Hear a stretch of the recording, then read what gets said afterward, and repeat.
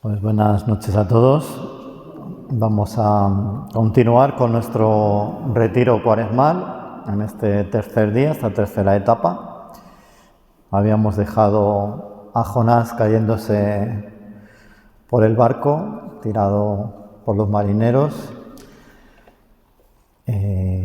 Y bueno, vamos a comenzar con una oración para ponernos un poquito en la presencia del Señor. En el nombre del Padre, del Hijo y del Espíritu Santo. Señor, qué difícil me resulta escucharte. No siempre oigo tu voz, y cuando creo oírla, no siempre estoy dispuesto a vivir lo que me dices. Tú me conoces, sabes que el deseo de escucharte es grande, pero también sabes que pongo tantos frenos. Concédeme, te lo pido, que mi deseo y la fuerza de tu espíritu sean más fuertes que los frenos. A veces me parece que lo que me pides es imposible, demasiado diferente de mi modo de vida, tan distinto de lo que todos hacen. Otras veces tus propuestas me entusiasman. Me gustaría ser como pides, pero siempre hay algún pero. Permíteme tener siempre el valor de responderte con generosidad. Otras veces tengo la impresión de que estás lejos. No te oigo ni te entiendo. Tal vez sea yo quien me aleje de ti, mientras tú me buscas con tanta pasión. Concédeme tener siempre el valor de esperar, de esforzarme, de crecer, de confiar en ti.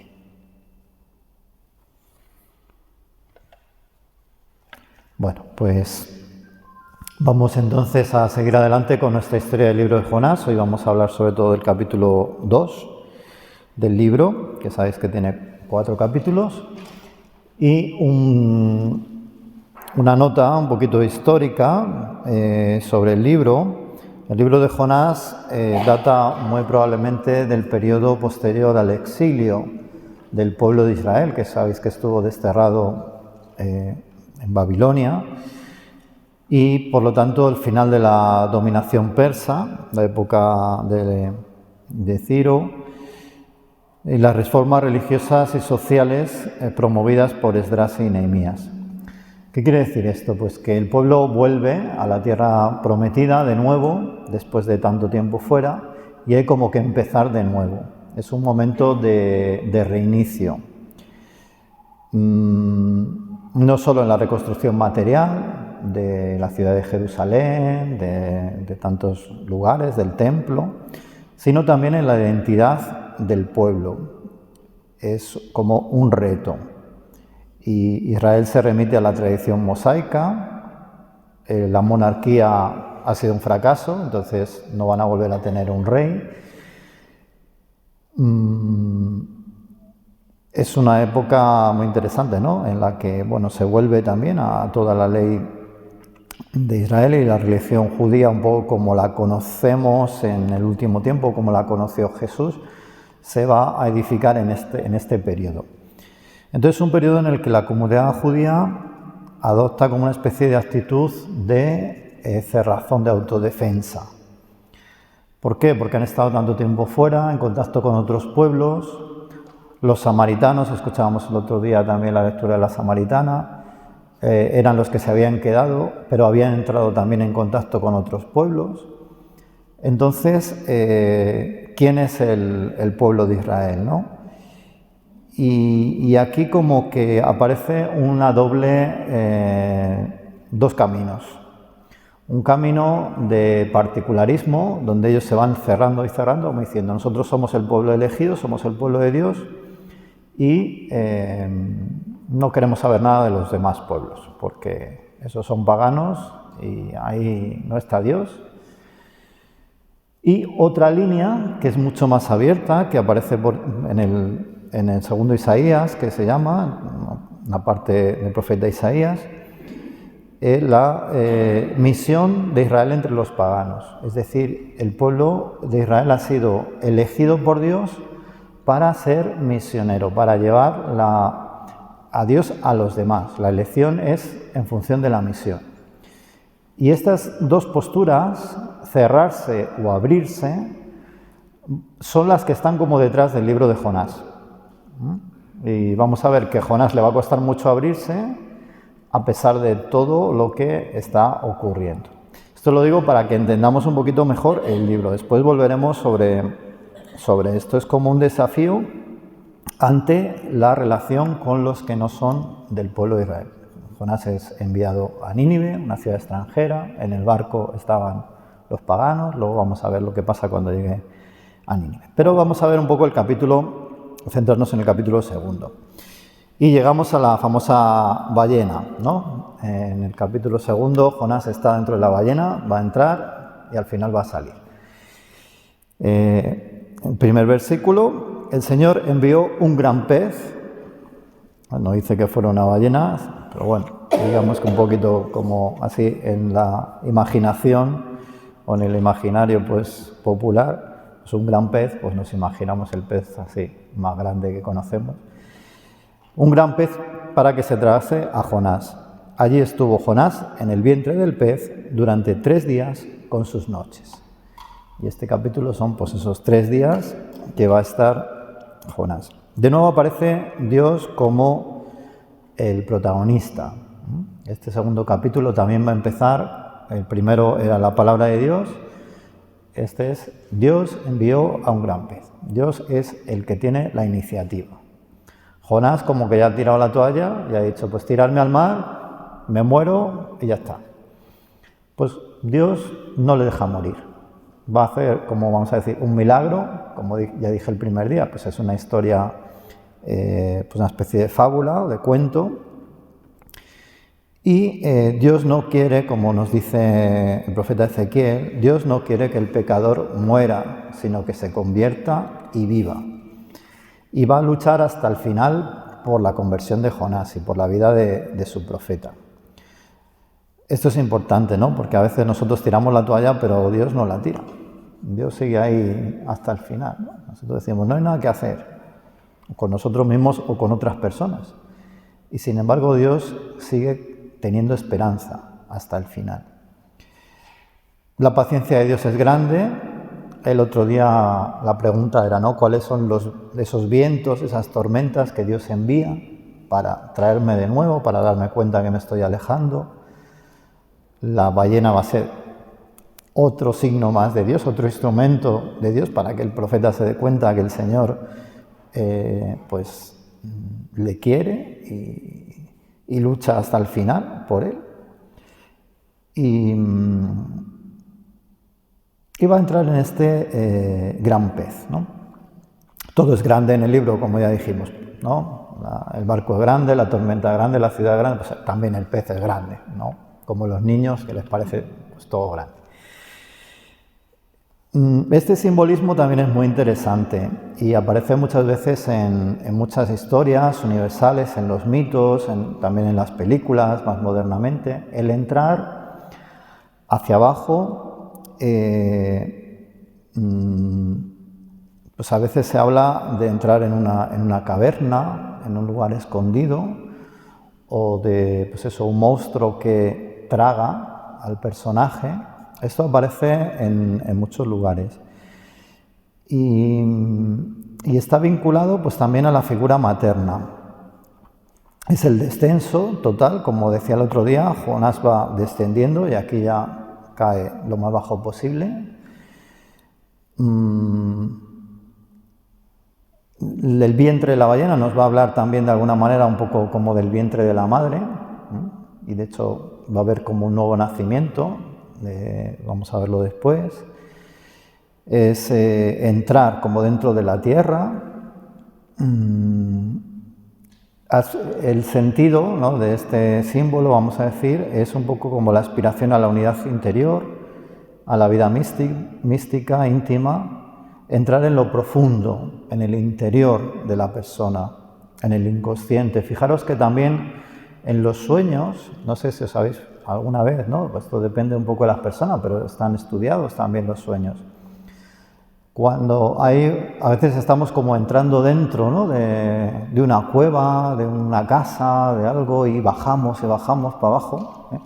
Pues eso, dicen los expertos, sobre todo en psicoanálisis y tal, que eso simboliza que estamos como entrando dentro de algo que está muy profundo dentro de nosotros mismos, dentro de nuestra cabeza, de nuestra vida, incluso un secreto, algo que nos ha pasado y como que no queremos reconocerlo, que nos cuesta encontrarlo, y entonces nos imaginamos como entrando en profundidad, ¿no? Y lo usamos también en el lenguaje habitual para decir, ¿no?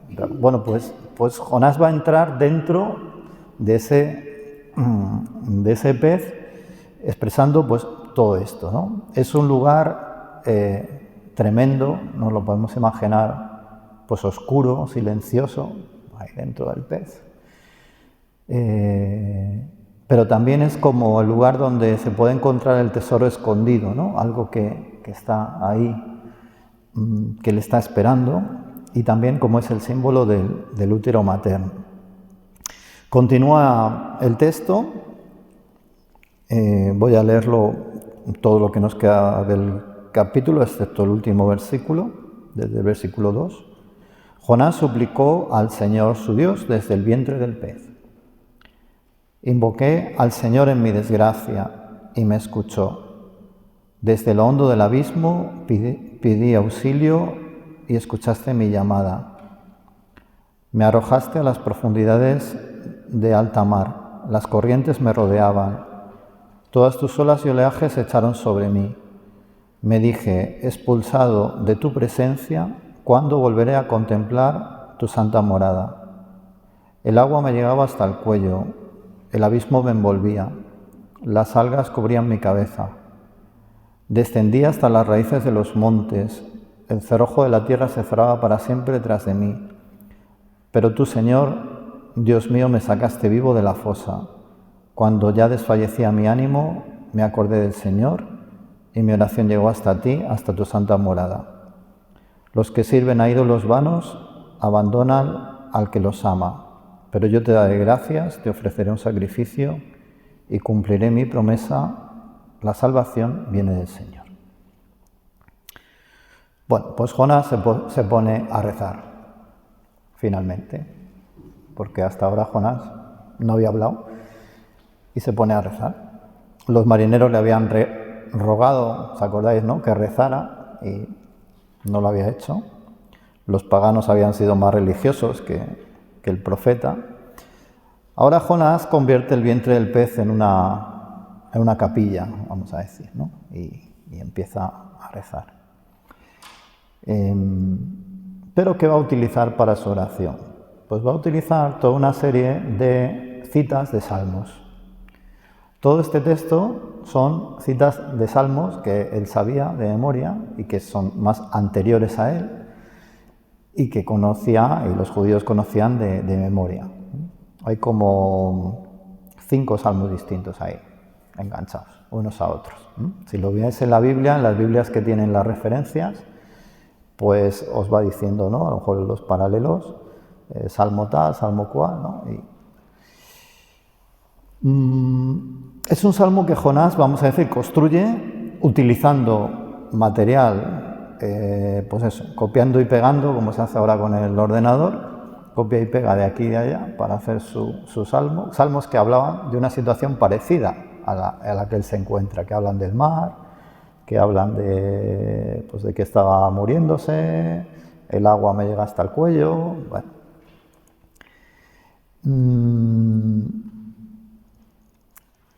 Pero falta lo más importante, que es la conversión y el arrepentimiento.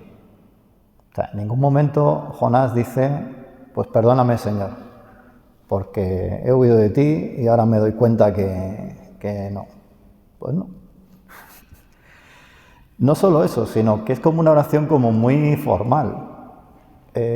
Jonás usa palabras de otros. Si veis, está todo en pasado. Invoqué al Señor. O sea, él no está hablando de sí mismo, está hablando de algo que le ha pasado a otro y lo cita, ¿no? Es como cuando nosotros nos ponemos a rezar con fórmulas aprendidas, pero sin corazón y sin cabeza a veces, en el sentido de que tenemos la cabeza en otra cosa, distraídos, ¿no? Estamos rezando el rosario, que es una oración muy bonita, y no tengo nada contra el rosario, pero pues estamos ahí, ¿no? Pues como decía el cura, había un cura del pueblo, decía, mira, vas a ver cómo están atentas las viejas, decía, viejitas, ¿no? Que serán las que rezaban. Decía, a ver, Santa María, ruega por nosotros, Santa Madre, ruega por nosotros, cierra la puerta, ruega por nosotros. Porque ya lo haces automático, ¿no? No piensas lo que estás diciendo. Pues así reza Jonás. Un poco, pues, sin arrepentimiento. Y es como una oración muy centrada en sí mismo, ¿no? Porque él, en fondo, sí, se pone en manos de Dios porque ahora ya, después de todo lo que ha pasado, dice, bueno, Señor, ayúdame. Pero es una conversión así un poco flojilla, ¿no? Vamos a decir, por interés. Es un poco como el hijo menor de la parábola del hijo pródigo, que decía al principio que tenía mucho que ver con el libro de Jonás. En este capítulo, Jonás se identifica con el hijo pródigo, el que se va, ¿no? Y cuando está allí cuidando los cerdos, ¿no? ¿Os acordáis y tal? Dice, pero hoy los jornaleros de mi padre tienen más y yo estoy aquí y voy a volver a la casa de mi padre, ¿no? Bueno, o vas a volver porque estás arrepentido o porque dices, bueno, por lo menos trabajo ahí de jornalero y voy a estar mejor que ahora, ¿no? Bueno, pues un poco es así, o sea, es una conversión un poquillo chapucera, vamos a decir. De hecho, lo veremos luego en el capítulo 3 y en el 4, que Jonás, pues no se ha convertido realmente, ¿no? Y esto lo vemos también en el versículo 9 y en la primera parte del versículo 10, que es muy interesante porque dice, los que sirven a ídolos vanos abandonas al que los ama, pero yo te daré gracias, te ofreceré un sacrificio, cumpliré mi promesa. Es decir, Jonás usa la teología clásica, particularista de Israel, es decir, nosotros somos los buenos, los que adoran a los ídolos, los paganos, esos han abandonado a Dios, cuando es Él el que ha abandonado a Dios. Y en el capítulo 1 hemos visto que los marineros se han convertido, rezaban a Dios, le ofrecían votos y promesas, pero Él sigue diciendo, no, somos nosotros los que hacemos promesas y votos y sacrificios. Es como que la vida, lo que acaba de experimentar, no le ha tocado, no ha hecho, la oración no es sobre la vida, sino es pues un repetir fórmulas, ¿no? Bueno, en la ballena está 3 días y 3 noches y la ballena puede ser también como nuestra zona de confort, ¿no? Un lugar cómodo y confortable donde, bueno, pues hemos caído así muy bajo, pero a veces hay gente que está en una situación, pues sí, de sufrimiento, bueno, pues la vida quizá le haya tratado mal, pero como que se acostumbra a estar ahí. Y en el fondo como que no quiere salir, ¿no?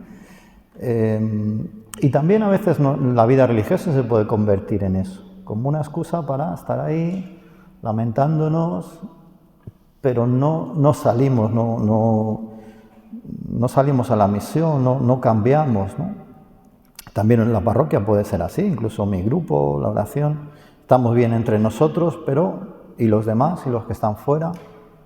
Es una cosa que, ¿sabéis?, ¿no? El Papa Francisco pues insiste mucho sobre eso, ¿no? La famosa, ¿no?, iglesia en salida. Pues hay que salir, claro.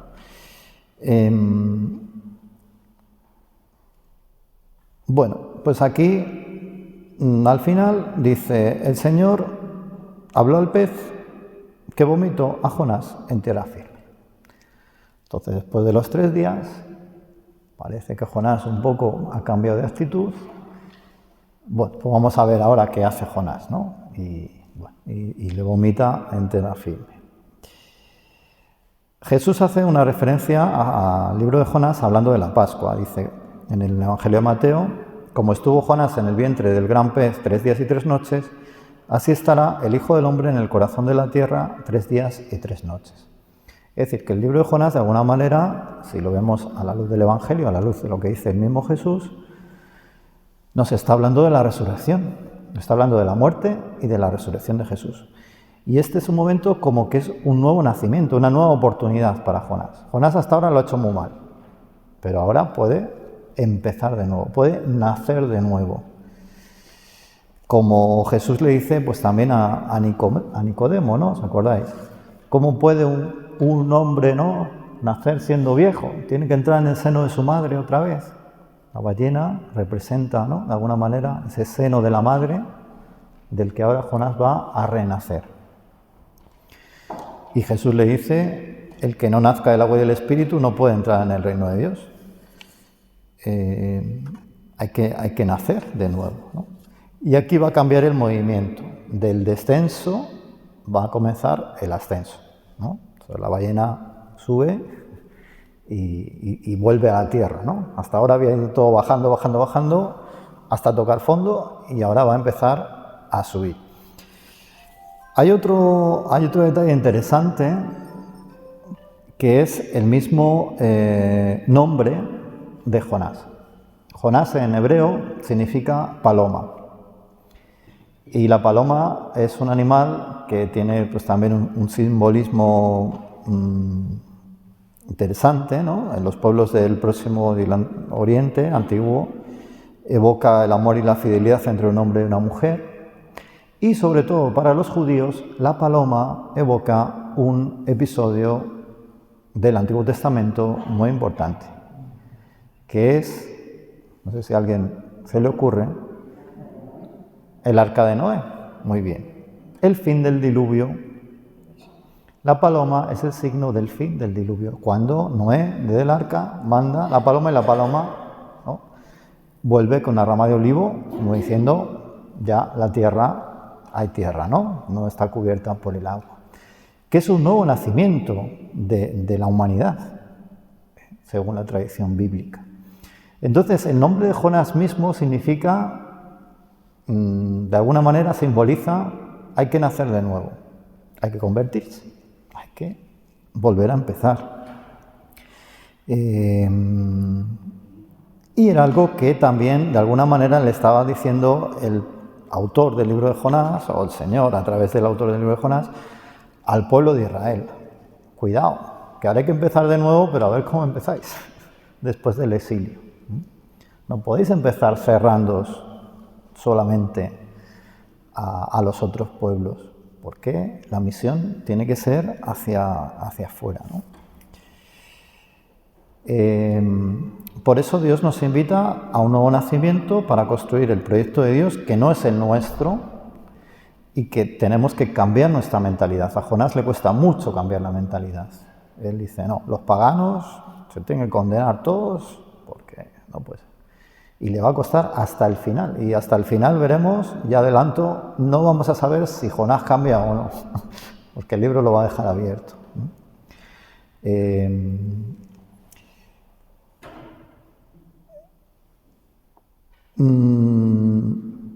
Adelanto una cosita del próximo día y ya termino, ¿no?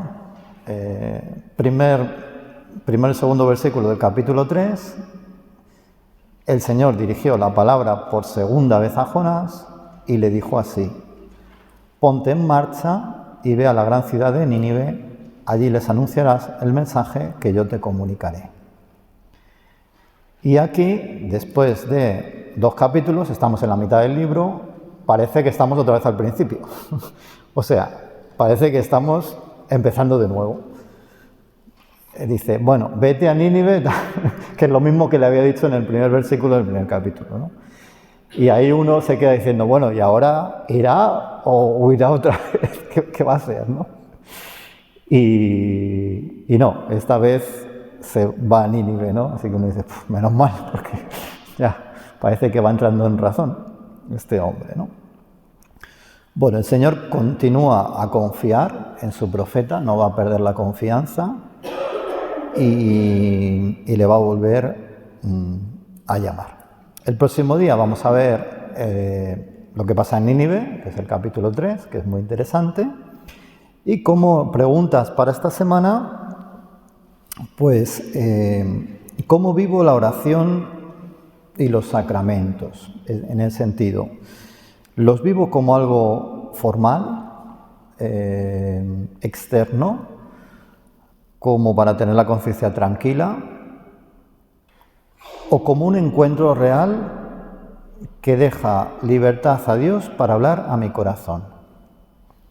O sea, cuando me pongo a rezar, cuando vengo a misa, cuando voy a confesarme, realmente Dios le dejo hablar y le dejo que me ilumine de alguna manera, o soy yo un poco el que, como Jonás, ¿no? Hago la oración, tal, sí, pero no me dejo tocar el corazón.